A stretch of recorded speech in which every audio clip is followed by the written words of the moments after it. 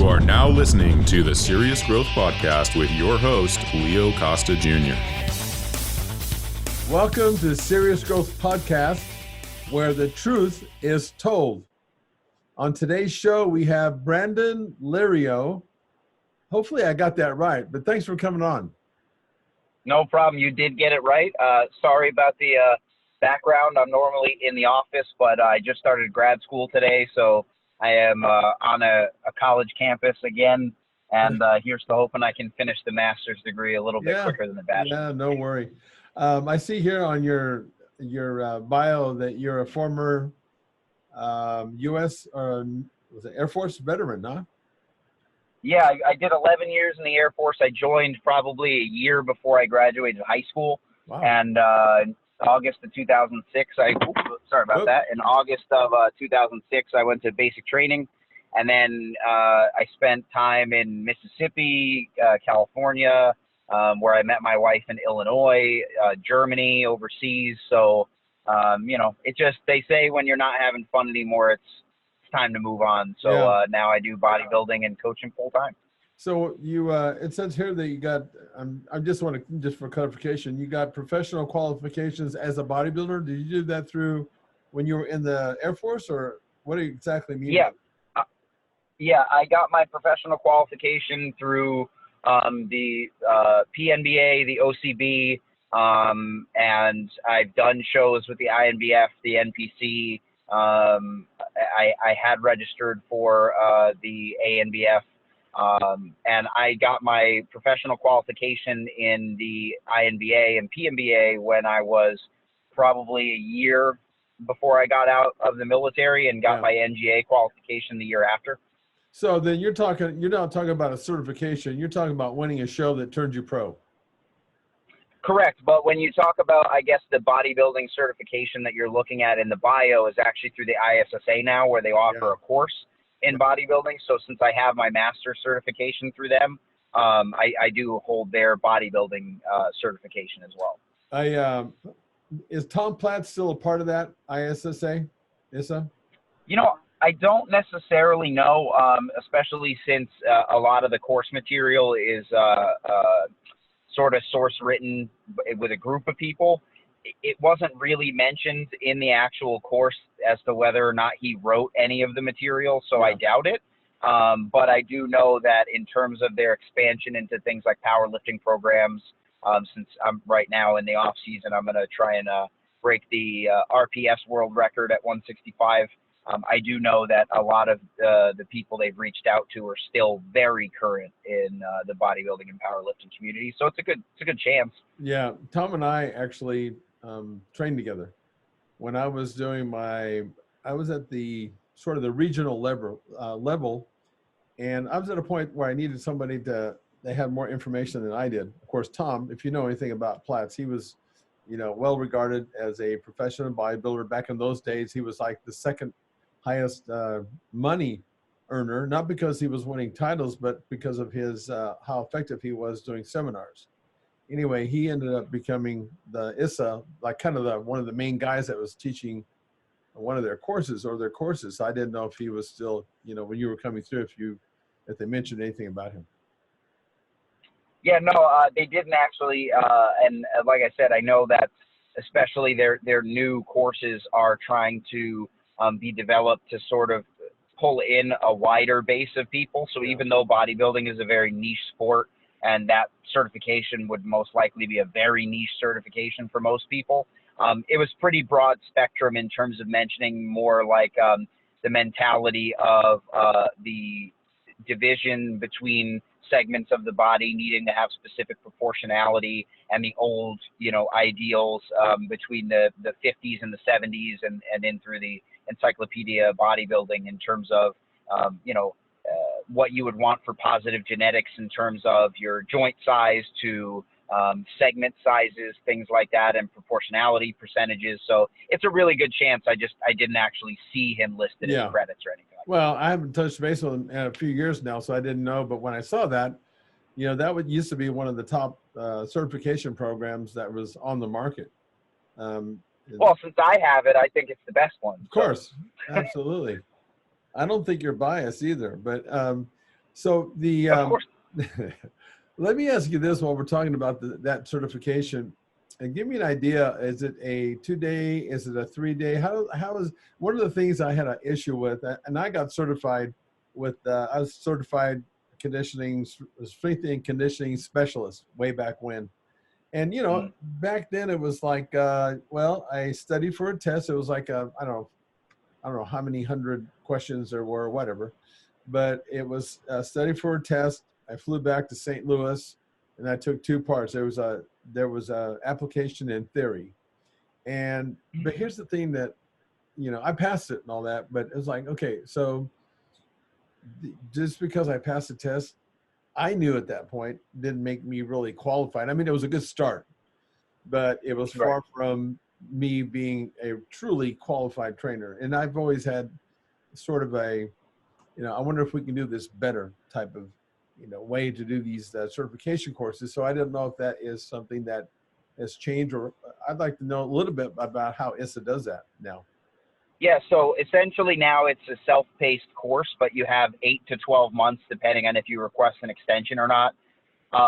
But the textbook, it's as far as I know anyway, because I didn't see an actual testing, you know, where you could sit down and test like you would with the NASM, where you have to have a proctored exam. But what I will say, especially when it comes to, let's say, the nutrition side, the personal training side, and then the bodybuilding side, the bodybuilding aspect of it was their case studies at the end that you're required to write were the most extensive that I've had with the ISSA, actually, because it was a brand new course. So, you know, the way I saw it was I took their earlier courses. It was a little bit easier, but it still could take you, you know, 4 to 6, maybe even 8 hours to finish the exam itself. But again, it's self-paced. But when I did the bodybuilding certification, I mean, it took me a full day and a half to finish the case studies, because you have to take someone through an entire year from off season to on season in terms of how you're going to craft their workouts and why, and how you're going to craft their nutrition. So it's much more extensive to that nature, but especially because your, you know, catchphrase for your podcast is definitely where the truth will be heard. Yeah. I agree with you in the sense that things need to be done differently in terms of expertise of you know, coaching programs, but I'll be the first to say to most consumers, you know, the onus is kind of on you to decide whether or not that coach knows what they're doing for you. I know plenty of people, especially on my roster, who have bachelor's, master's, and in at least 2 cases, doctorate degrees in the field of kinesiology and exercise physiology, that, you know, I'll explain something to them in terms of a very basic nature of understanding for something that has to do with, you know, their field of study, that it just goes right over their head. So I don't even necessarily think the certification is what matters. You as the consumer should probably be asking a lot more questions as to why something is crafted that way. In terms of your coach explaining something to you in layman's terms should be okay, but if they refuse to explain something to you, or, you know, kind of get a little standoffish that you've asked that question, that's kind of a red flag in and of itself. So I don't necessarily even think it's the certification that's the problem, but people's application of the knowledge and their recall of what they've learned, as opposed to just learning to take a test even in college and getting a degree for it. So I think that's a really good point. In fact, I have just written something. It's funny that we're talking about this right now, and it's actually it's like 12 questions as of right now. I may go more than this, but it's a kind of a free report that I'm writing, and it's actually targeting the client and saying, you know, these are the things that you need to ask that the person that you're possibly going to have as your trainer. And if you're getting these kinds of responses, like what you're just saying, you might want to just, that's a flag. So this is, right. I think you're 100% right. And the mistake that too many people make is that they put their hands in somebody else in blind faith. And I think there's something to be said for that, but you also need to be responsible for your own results. And you need to, even if you don't know what kind of questions to ask, you need to figure that side of it out. But so I totally agree with what you're saying. You know, and of course, one of the things that, and the best ways that I've learned, even when having that that certification that I took, my information has been through firsthand experience. You know, I got into the sport of bodybuilding. I was an athlete, but back in my days, can't believe that I'm talking this way now, but I'm already almost 65, you know, in 82 when I started, amazingly, they didn't want certain key position players to lift weights in football. And I was one of those, the specialty position, you know, quarterback. And, you know, back then it was like, get the hell away from the gym, you know, go out here and do something else while the guys are lifting. And because they didn't know, and I guess that's a good thing, because you can screw people up, especially in a sport, if you don't know how to train them sports specifically. Right. You know, but it was just looking back now, it's kind of like, you know, it was amazing that we weren't in the gym. And of course, getting into bodybuilding was really my first, because the coaches wouldn't let us in. My first sort of experience with weight training. And of course, back then it was just like, you know, getting into all the magazines and trying to learn it from that way. But it was ultimately like, and we're kind of talking the same way. It was ultimately, you know, getting into the gym yourself and trying things out and seeing what worked for you and what didn't work. Trial and error, you know, repetition is the mother of skill. So I think we're on the same page that way. And I think that's a very smart answer that you gave, because I agree with you on that, you know. Those are the only kind I have. Yeah, we'll see.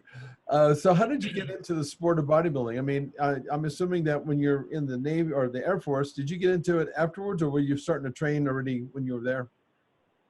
You know, it's funny too, because I think that the reason why I'm so interested in bodybuilding, and why I say this on every podcast I've ever been on, every article I've ever written, you know, bodybuilding, it for me I've never loved something so intensely and so unconditionally as bodybuilding, because every single day, you know, that I go in the gym, or every training session, has never really lost that goosebumps feel to me. And I think it's because I found it organically myself.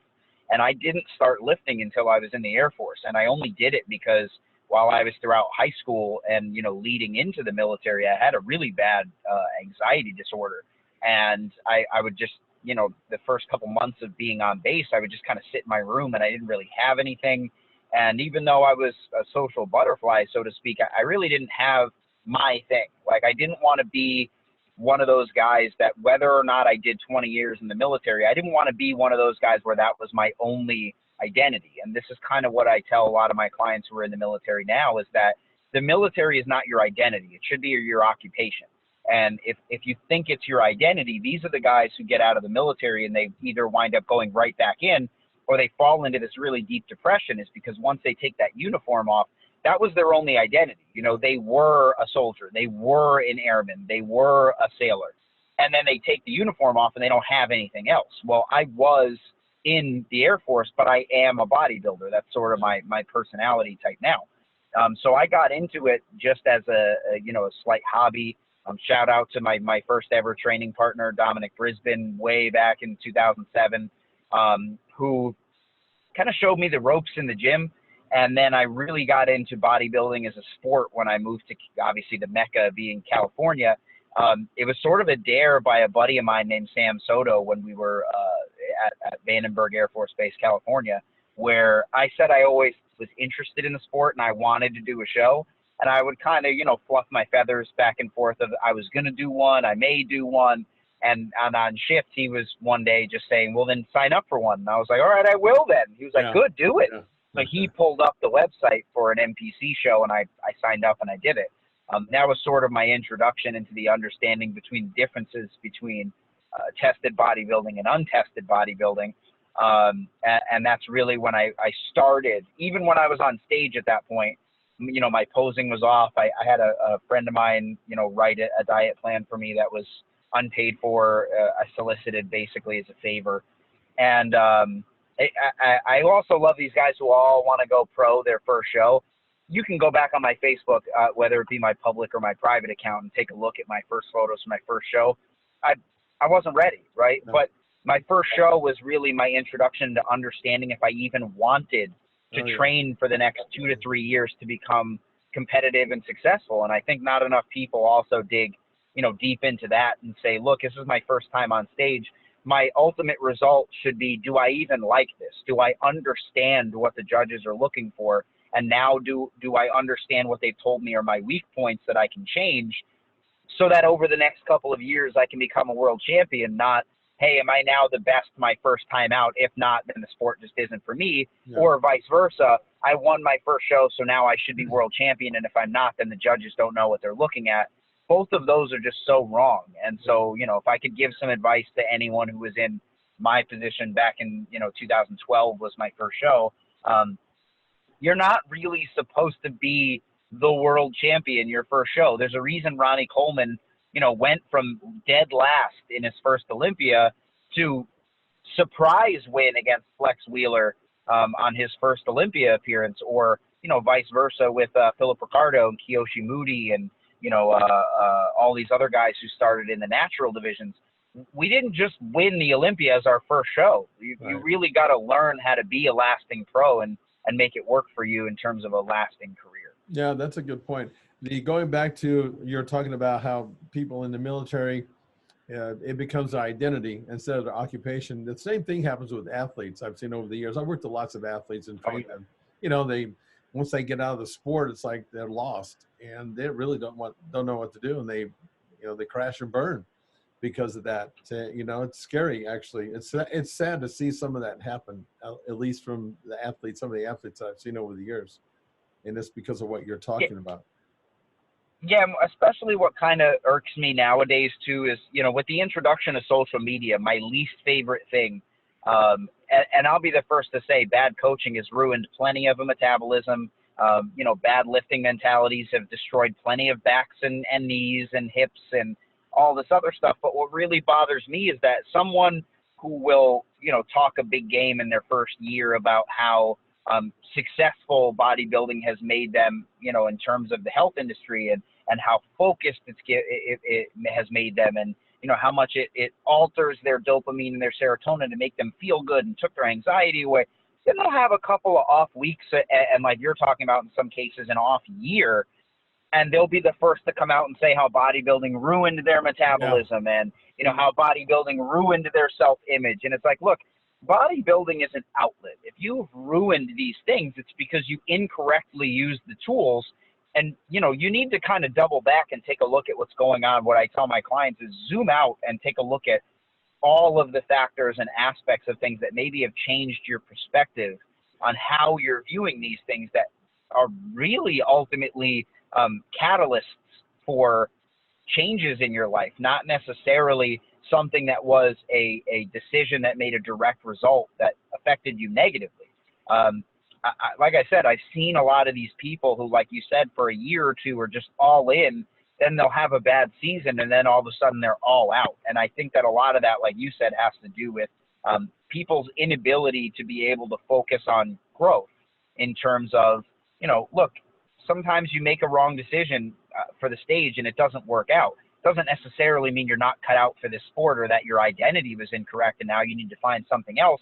It really should be a pivot point into understanding what is going to work for you and how to alter maybe what you just did to just make it a little bit better for what the overall goal is. And so, again, if anyone's listening to this looking for that type of advice, I would say, don't put too much stock into the people who are either, so much in on social media that they never have a bad day, but also on the other end, if they're constantly complaining about everything and then all of a sudden they talk about bad coaching and bad judging and how bodybuilding ruined, maybe that's just their non-rose colored glasses that they put on and now they're looking for something else to hate. And unfortunately, their fitness career was the next thing on the list. Yeah, and you're right about that. And the other thing about the sport is, as you know, and what I ran across when I was competing, is that too many people, they don't really understand how subjective that sport is and the process of that. You got to learn how to play the game. No matter which game you're in, there's a certain way that you need to play that game.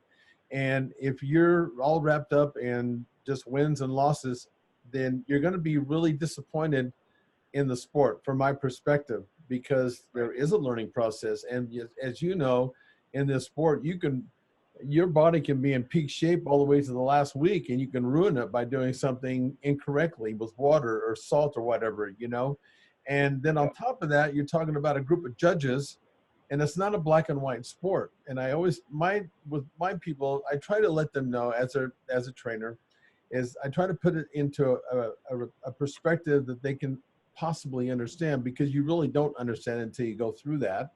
But it's like, look, you know, do it for the reasons of improving yourself each and every time that you step on stage, and realize that it's not going to be just a straight climb to the top. It's going to be ruffled with a lot of, you know, ups and downs.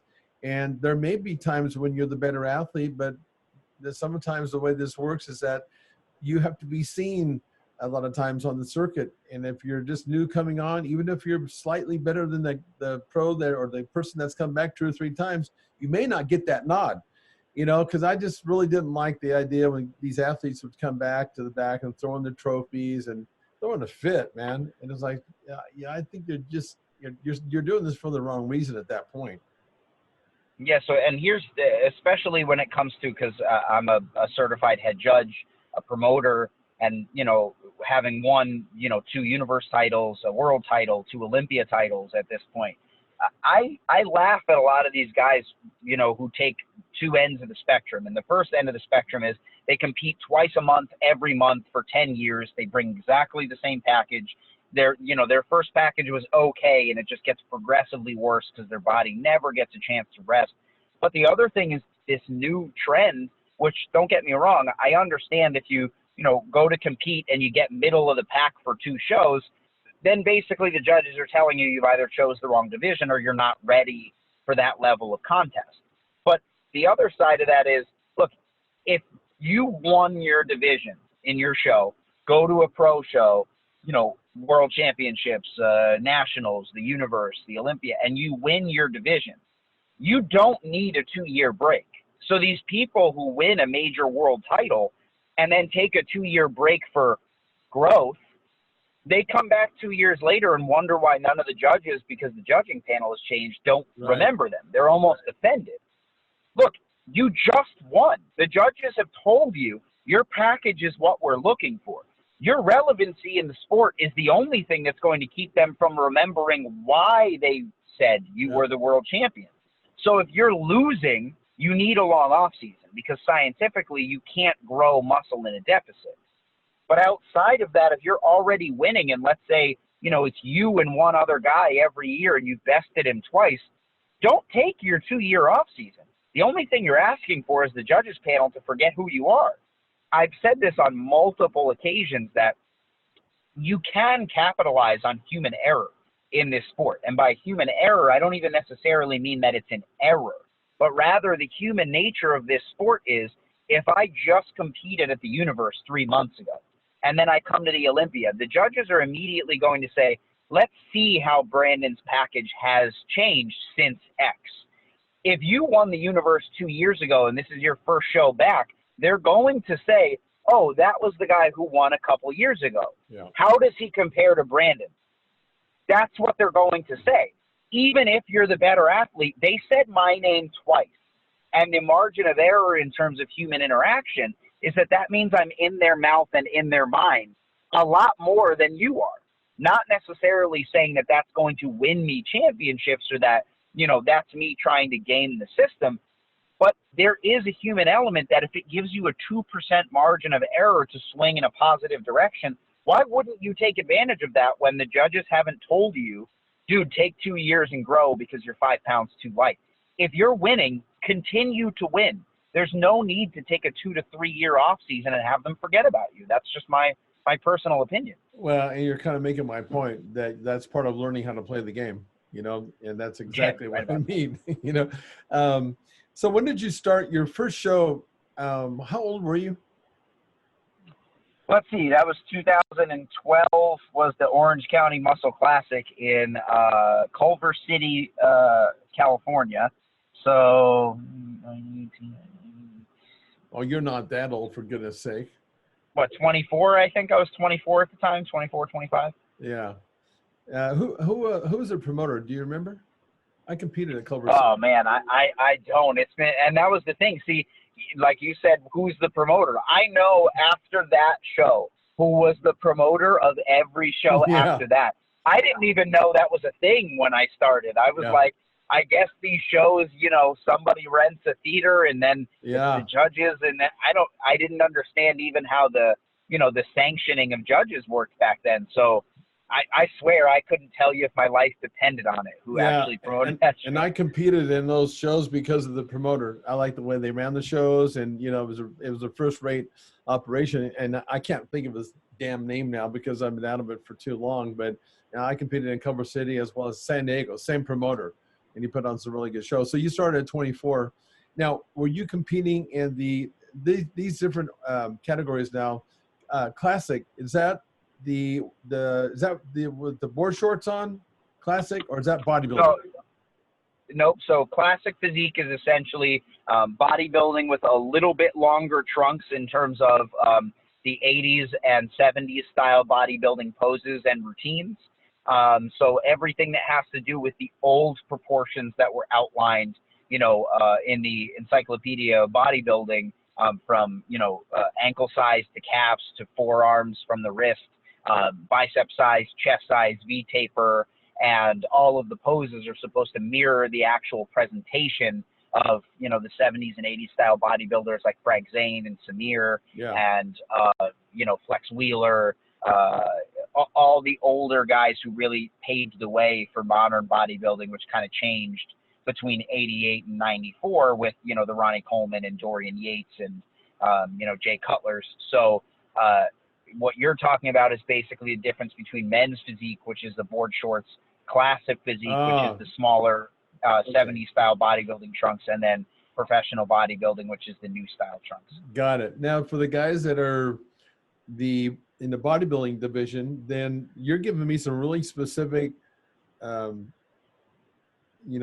your particular category. But what about the guys that are competing in the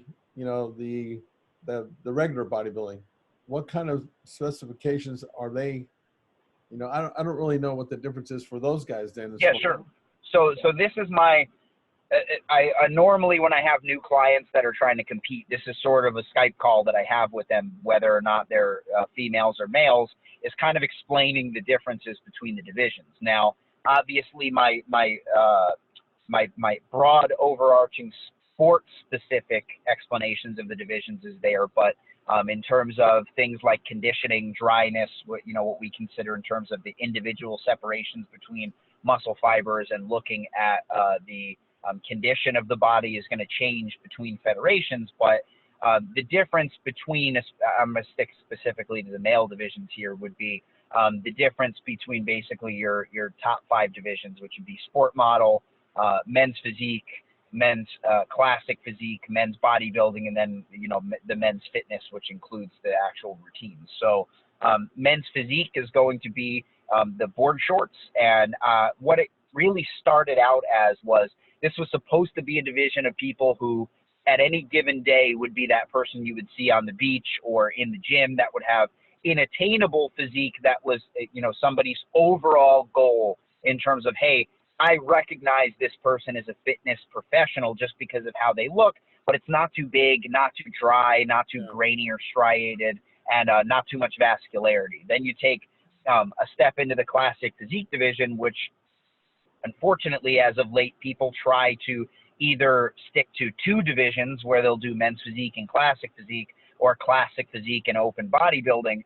And what I try to tell people is that that's not really a good goal, because you should be sticking to the judges' criteria. And the judges' criteria for men's classic physique is much bigger, much more dry look than men's physique in terms of the detail. You do have to have a lot more leg development, and then the poses themselves, especially because in the classic physique division, our posing routines are the only posing routines that are judged other than just an overall stage presentation. So a 60 to 90 second actual stage presentation in terms of the actual choreography to music is judged in the classic physique division.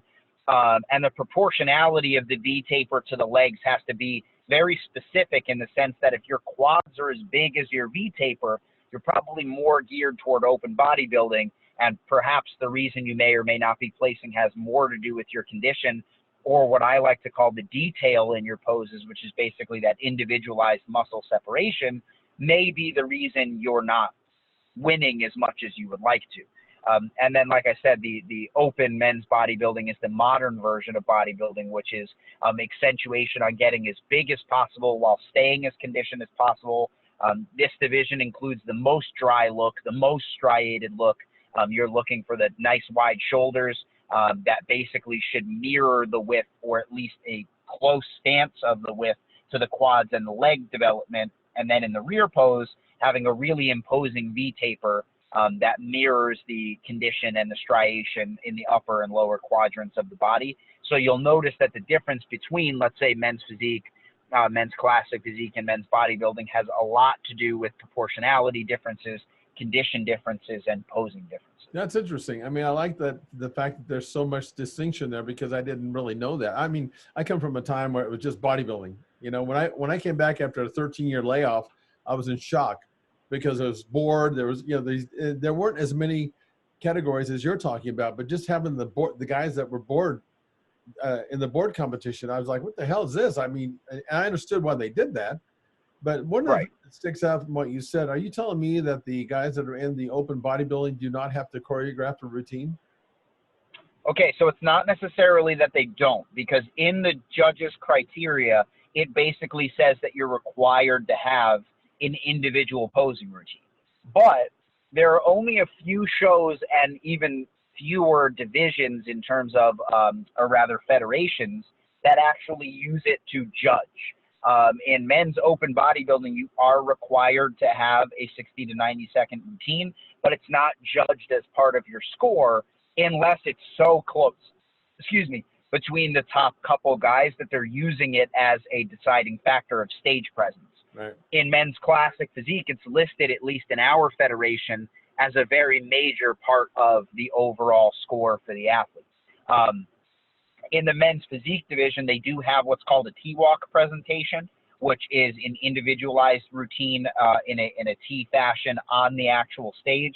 That is factored into their stage presentation and their posing, which is part of the judging criteria, but the choreography of it is not a requirement. So yes, it is true that the men's bodybuilders don't have a graded choreography routine in terms of their individual routine, but they are required to have some level of individualized 60 to 90 second routine. It's just not included in their score. Yeah, that was one of the things that I noticed right away, because when I was competing, we had to have a choreographed routine.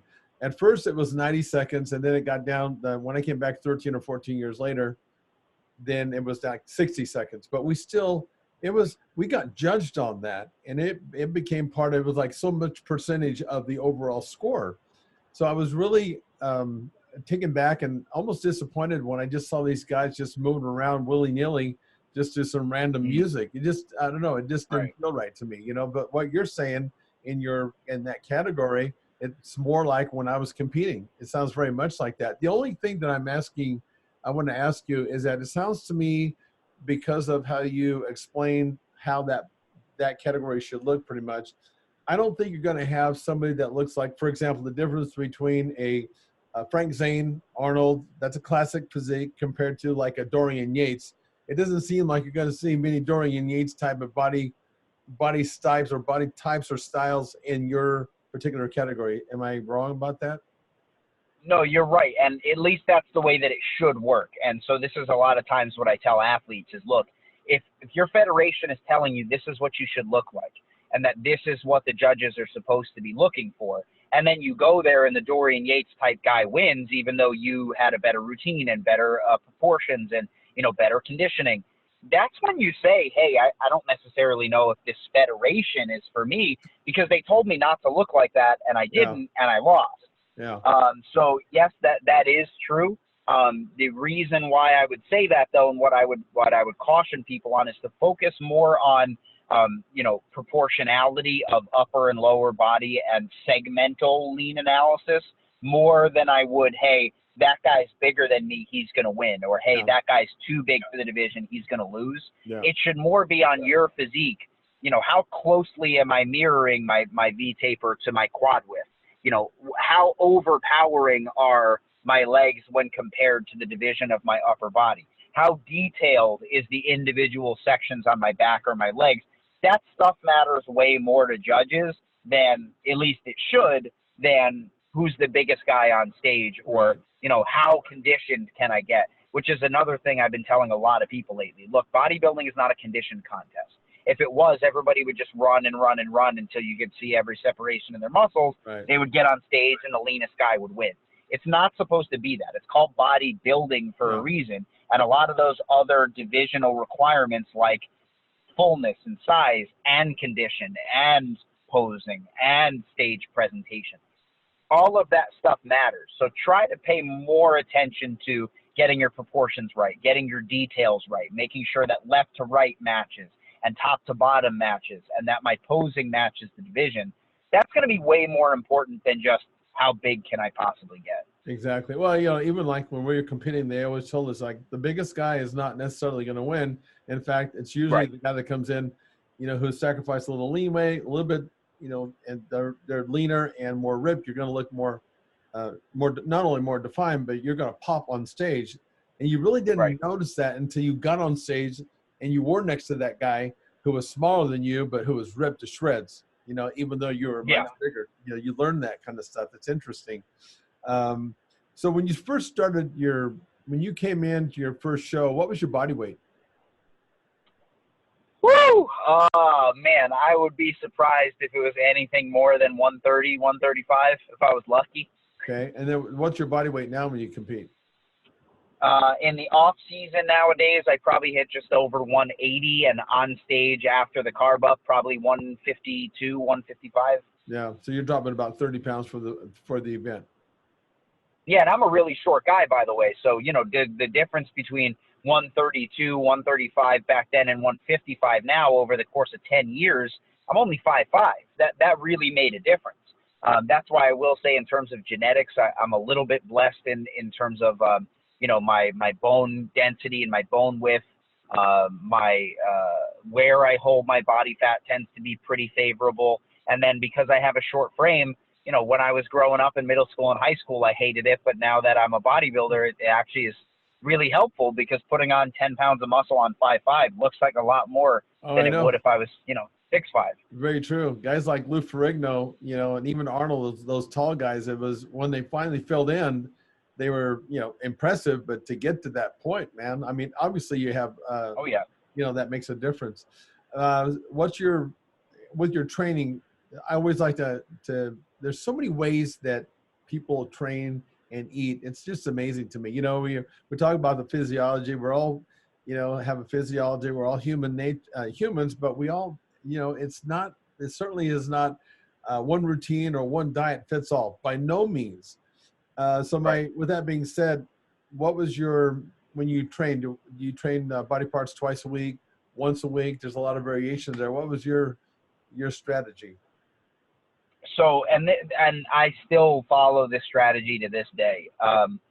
If you're doing anything for more than, let's say, 4 to 6 weeks at a time, in terms of, you know, the mentality of your lifts, you're doing yourself a disservice. So right now, I'm in a powerlifting block where I'm doing measuring my strength curve, doing limit strength training and RPE style training. You know, in a couple months after April, when I'm done at the RPS meet, you know, I'll probably go back into some different hypertrophy blocks in terms of German volume training, or, you know, Y3T, or even, you know, something by a good friend of mine, John Meadows, like creeping death or something, pulse volume.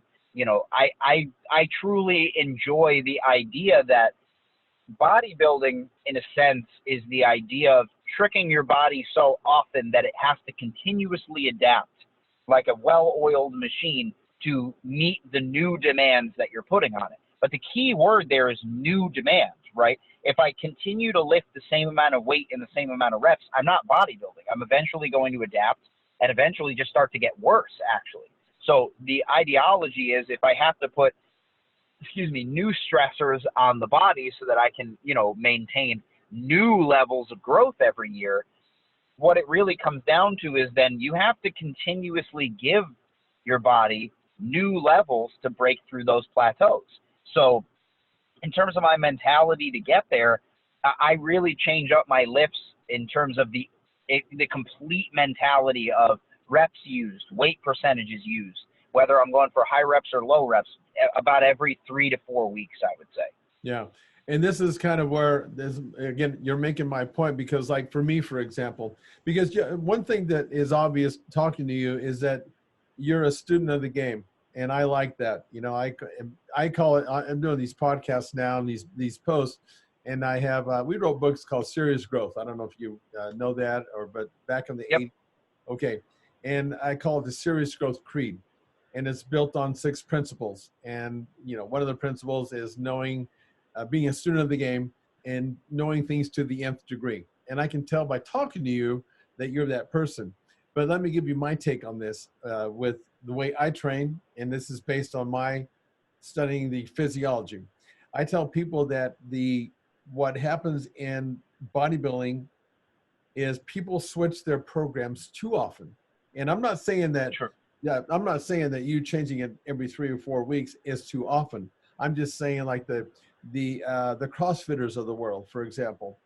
I think they're, you know, they are, I mean, listen, they're in great condition, but in terms of bodybuilding, being specific to muscle growth and bodybuilding, all that, the fact that they're changing so often is actually inefficient, because the physiology needs repetition in order to adapt to that stimulus. And if you've been around long enough, which you have, and I have too, you know that you actually need to enter into a plateau, because that's where all the results really happen, is inside that plateau. The key is not staying there for too long and adding what you said, bringing new stuff, something new for your body to adapt. But if you are constantly changing the routine too often, your body will adapt, because that's its human nature. It's part of your fight or flight nervous system. So it's going to do that. The question is it the most efficient way? And I would, you know, not argue, but I would take the position that I think you're going to make more, not be afraid to go into a plateau.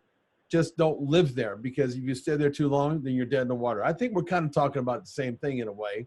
But my point is, you know, there's just different ways to go about getting a result, because you look great. I mean, your body's, you know, it looks great, and it's hard to argue your results, you know?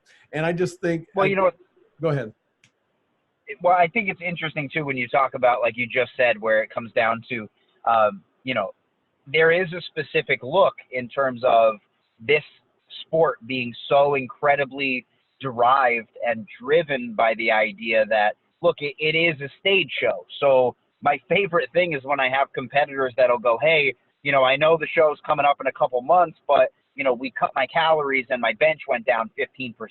Right. That's because no judge is going to ask you on stage what your bench press is. Exactly. Maybe double back and focus on the goal. And the goal here is, what does my physique look like? And so a lot of times I think what's difficult for people is getting out of their own head in the idea that, you know, I'm getting less able in this specific area. Doesn't that mean I'm doing something wrong?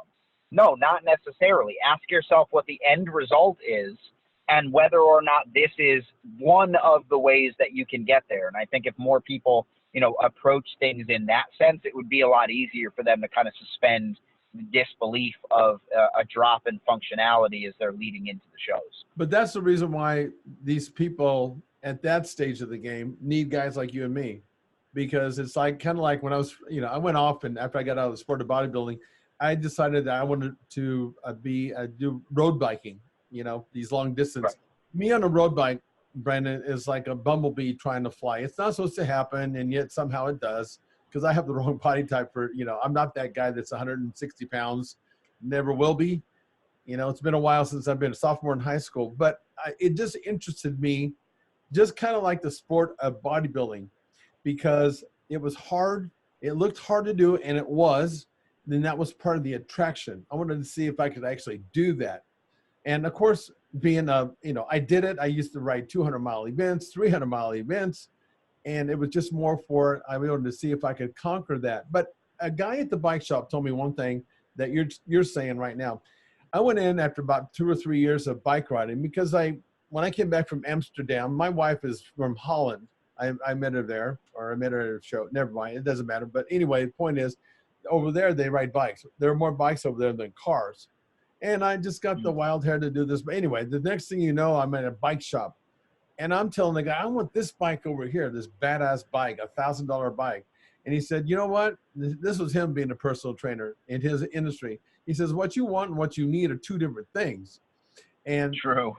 So this is where that person that's just starting out, and you make such a good point. And when they say, well, about this heavy lifting and, it's not specific to the sport as much as volume conditioning is, this is when they really need a guy like you, to shorten that learning curve. But boy, I'll tell you what, when you get something when you got something in your head like this, it's hard to turn people around, for a while, because they're really stubborn about that. And I'm not saying it's a bad thing, but sometimes it's one of those things that really holds you back. Because like you said, you got to get out of your own way many times.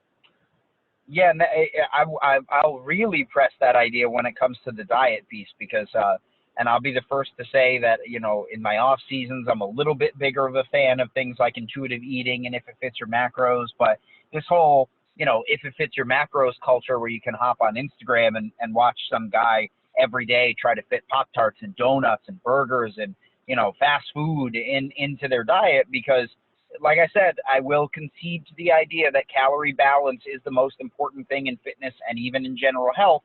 But when it comes to this, new culture of if it fits your macros, it's, if your coach isn't allowing you to have Pop-Tarts or isn't allowing you to have cereal, it's because they're stuck in their bodybuilding ways. And, that's not the best way to do it. And, hyper restriction is just a form of a dietary disorder. And it comes down to, just like you said, look, sometimes you got to get out of your own way. And if you're 40, 50, 80, 100 pounds overweight, the reason if it fits your macros or intuitive eating is not for you is because intuitively you've taught yourself to overeat, or intuitively you've always tried to fit garbage into your macros.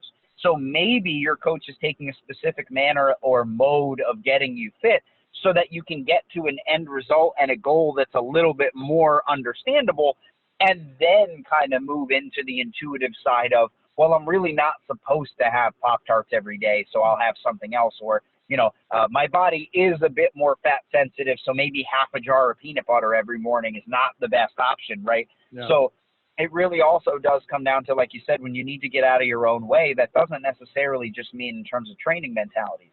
It's really the mentality of you thinking you always know what's best, when someone is kind of pointing a mirror at you and going, dude, this is what got you here. Maybe if you just suspend your disbelief for a minute and try something else, you'll see that it's more effective. I wish more people nowadays would do that. Yeah, I agree. I totally agree. I've been doing this for 38 years, and it's amazing how many things I've seen over the years. And, it cracks me up as well. So you're this personal training, are you doing, and it sounds like you're doing some of this stuff over the online as a trainer, or do you actually have a clientele that you train somewhere? Well, both. The entire bottom portion of my house is actually outfitted as a private personal training center. So I do have in-person clients here in the state of Connecticut. Battleground Fitness is my company that runs online. Currently, we're in 14 different countries with, since the company opened, over 750 athletes, to include world champions, triathletes, professional power lifters, IFBB pros, INBA, PNBA pros, OCB pros, WNBF pros, general fitness clients. And so, most of the stuff is done online, in the sense that I think nowadays the personal training culture of someone kind of standing over you and counting your reps and, telling you what to do, it's not for everybody. And I think that the new online coaching, while it can be a little bit destructive in the sense that everybody can consider themselves an online coach, can also be incredibly helpful in the sense that if you're not the type of person who likes the accountability every second of every workout where you feel like you're being babied, you can still get an insane level of professional level coaching. And for me, I actually require daily form check videos in the gym where, 2 to 4 exercises every day. People have to send me their videos so I can monitor their progress in terms of weight progression, depth in the actual exercise itself. So, I'm not, just to use myself as an example, you could be a general fitness client in the state of Nebraska and use the current, Mr. Natural Olympia, Mr. Universe champion to help you increase your squat depth and your squat weight, 15% over a couple weeks. That was not able to be done years ago. Just like you just said, it's really interesting, the idea that back during the day, if you wanted to train with Charles Glass, you had to go to Mecca in California and train with him. Or, if I wanted to train with John Meadows, I would have to go to his house in Massachusetts and do that. Nowadays, you don't have to do that. And I think that that's where I wish more people would kind of reevaluate the value of online coaching, because it can be incredibly valuable for people who don't like the standardized method of personal training. So let me ask you this. If I understand you right, you got 700 athletes. Is that right? Across the country? Over the course of the entire company, we had at any given time, I have anywhere from 65 to 100. Right now, we have, I myself as a coach have 70. Okay, so how do you stay engaged with all these people, even online? Because, one of the things, I still have one training studio. And of course, it's about accountability. And yet I understand what you're saying, that, some people don't need or don't want that helicopter trainer. But at the same time, how do you, with 70 people, how are you able to, especially when people are sending you these videos, and I think that's a great idea, by the way, but how can you possibly manage 70 clients like that and keep them all on a path for a good result? Well, so here's the value in kind of the 21st century ability of technology, is that if I had to get on a phone call like this in a long form discussion, with every single one of my clients, I wouldn't be able to do it, right? But if you're taking a form check video of your squats at 8 reps, it's about 37 seconds long. So, sending me a 37-second long clip and then me either recording a voice or video or even just texting you a paragraph worth of information, 70 clients a day, even if you're, with them 2 to 5 minutes at a time for each one of those videos, is only a couple hours. Yeah. What I will caution, especially for people who are using online coaches, if they're only talking to you once a week, and I've actually had clients switch over to Battleground that, have had people basically tell them, look, if you aren't on this specific day, every 2 weeks, I'm not going to talk to you. I won't check your emails. I won't answer you back. That's a disservice to you. You're paying for a service. And it took me a very long time to be able to handle that many people. And it also took me a very long time to be able to understand that I myself as a person, you can't have your phone in your face 24 hours a day. And so my clients know that my average response time for form check videos and stuff is probably about an hour. I very, very rarely, unless I'm incredibly ill or out of the country, will it take me more than 24 hours to answer an email or a Facebook message, which is, I think, kind of one of the reasons why we have such a high recidivism rate for our memberships, is that as a coach, you should be hearing from me once a day as long as you want to. But the other side of that is some people, and this was me when I had a coach back when I started, I don't really like you said, the helicopter style of coaching. So I send all my stuff once a week, and, that person will write me back a very lengthy response, and that will be the end of it until I talk to them next. So it depends on the person. It depends on what they like. It depends on how I reach them. Some clients I talk to every few hours, every single day, and some clients only want to reach me once every 5 to 7 days and send all their information at once. Neither of which is, better or worse than the other. It really depends on the person. And I think that it took me years of conditioning into understanding what my threshold was for too much or too little at any given time. And I have turned clients away when I've said, look, I'm a little too busy right now. I don't have any open coaching spots, but I'll put you on the waiting list. I've had a waiting list as deep as 10 or 12 clients at a time. So I think that if you're looking into starting this coaching ability, you also have to understand that it's not your level of communication that matters, right? It's the delivery method of what the client can accept. So if somebody needs that style of constant progression of making sure that, they have this really steady accountability, that's great. But sometimes that's going to actually turn a lot of people away. Yeah. So I would advise clients and coaches alike, find out not just what motivates you, but find out how to reach out when you're not motivated. And as a coach, find out what triggers you can read from people and how they type and how their videos look or how their face looks in their progress photos.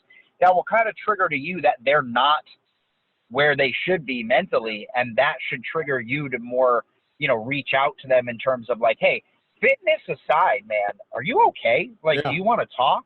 Yeah. And I think that that's a valuable piece that a lot of coaches don't utilize nowadays. You're right about that, because I tell the trainers, I said, one of the things that bothered me as I was coming through the sport was these trainers that were walking around the gym training their clients with clipboards. And I told my trainer, said, no clipboards in the gym. I do not want a clipboard, because I want you engaging with that person. And just what you're talking about, they're going to be having a bad day, and you have to understand when that's happening right off the bat, because you may have to switch your approach to make them productive that day. And that's exactly what you're saying, man. You're spot on. So let me ask you this: for the people that are watching this or listening to this, what would something like this cost them if they came to you for online training like this? What does something like that run? Because I'm not necessarily in that side of the business. It's fairly new to me, even though Yeah, for sure. Yeah. I think the greatest portion of my career, I really took into account the military pay scale, because it's an extended period in terms of payment where, these guys and gals in the armed services, I don't know how many people actually know this, but they only get paid once every 2 weeks. And, the lower echelons of the enlisted guys, especially when they live in dorms, is not that much, right? And so you take a look at some of these online coaching programs that want 6 months up front, which is, thousands of dollars, is kind of the reason why people feel stuck. And, with my company, I was like, look, it really shouldn't be that way, right? Because you can always kind of, suspend service if somebody's trying to, hamstring you in terms of payment. But the important piece should be, somebody being able to afford the reach that they have for this fitness dream of theirs. So for me, I listed my services kind of grading a pay scale after the military enlisted pay structure. So, a 12-week program to include workouts, diet, and supplement advisements that changes every 3 to 4 weeks would only cost somebody $145 to $155, depending on if they were a general fitness client versus an actual sport-specific client. Yeah. And it should only, and this is the way I do it, it only comes out once every 4 weeks. You don't pay up front. And after it runs for 12 weeks successively, it moves month to month. So essentially, it costs you the same as a startup fee as it does every month thereafter, and it can run indefinitely. So I've had some people that have been with me since the day the company opened in 2016, and I've had some people come back where they'll do 12 to 15-week preps. They'll go on their own and come back the next year. Yeah. So really, anywhere from 145 to 155, and everything changes every 3 to 4 weeks. I assume that you're doing this full time. Yeah, it's my full-time job. I also own a supplement store called Battleground Nutrition in Avon, Connecticut, and we're looking at opening our first public gym location here in the next couple of years. And other than that, I obviously also compete full-time around the world, and I'm in grad school for exercise science with a concentration in human performance. Beautiful. Hey, listen, I want to go ahead and wrap this up. You're, one of the things that brought me back out again after this big layoff was actually I started reading Google News, and some of these trainers that I was seeing on social media, it was starting to drive me crazy a little bit. And I just want to, my way of staying relative now, Brandon, as far as I'm concerned, is through all the information and knowledge that I have over the years. I can pass that forward. And I'm also, when I'm doing these podcasts, because most of the people that, especially the ones that have competed, they're all doing personal training on some level. Most of them are part-time. Not too many are doing full-time. And there's a reason for that, I believe. And there's a reason that 95% of the people that get into this business fail. We're not going to go into that. You're not one of those guys. You're the real deal that's out there. And, if people don't know that, I would like to tell them on my podcast, because I can size you up in about 3 minutes, just because I've been around long enough and around enough personal trainers, and you're legit. You're the real deal. If somebody needed to get some serious, to the nth degree training from a student of the game, you're definitely the guy.